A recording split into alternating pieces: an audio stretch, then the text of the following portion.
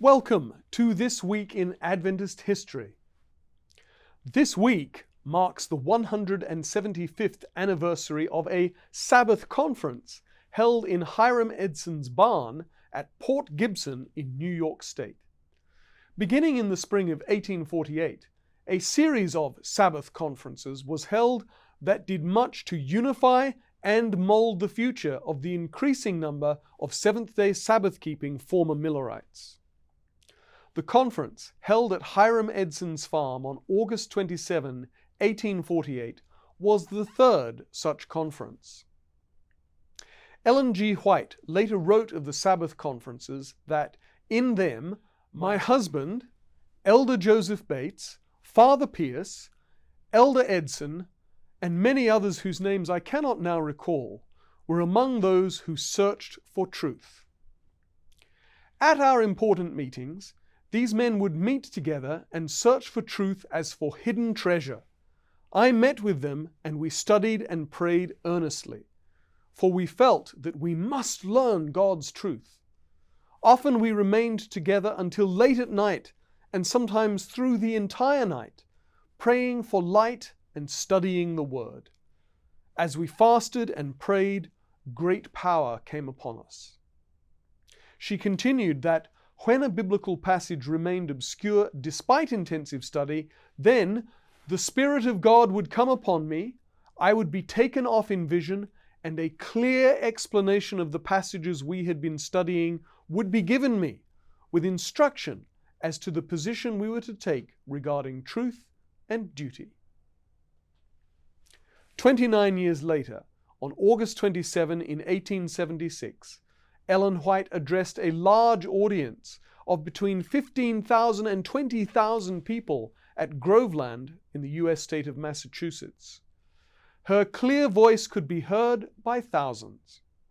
On the same site the following year, 1877, she spoke to an audience estimated to be as large or larger. Her topic on both occasions was Christian temperance. Ellen White was not just a speaker and writer admired by Seventh-day Adventists. She was regarded as among the foremost temperance advocates of her era.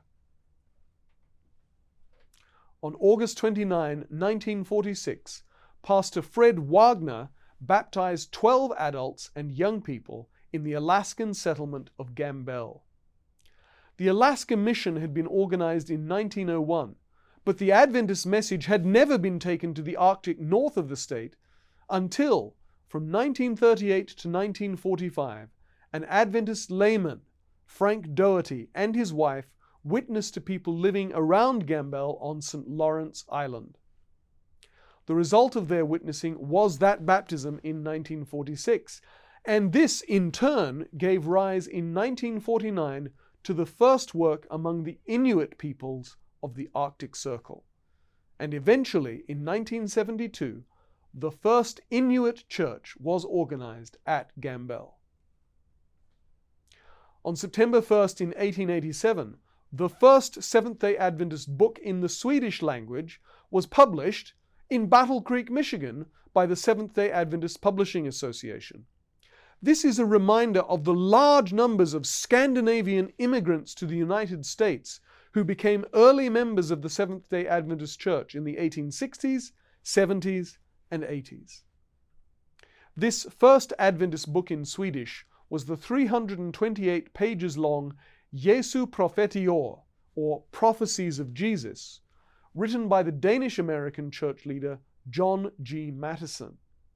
4 years later, it became the first book published by the newly founded Swedish Adventist publishing house, Skandinaviska Bokförlaget.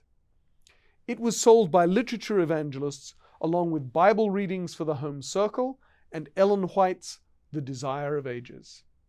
According to one annual report in the early 1890s, Sweden's 40 colporteurs had in 1 year sold nearly 12,000 copies of these 3 books. And those were some of the events of this week in Adventist history.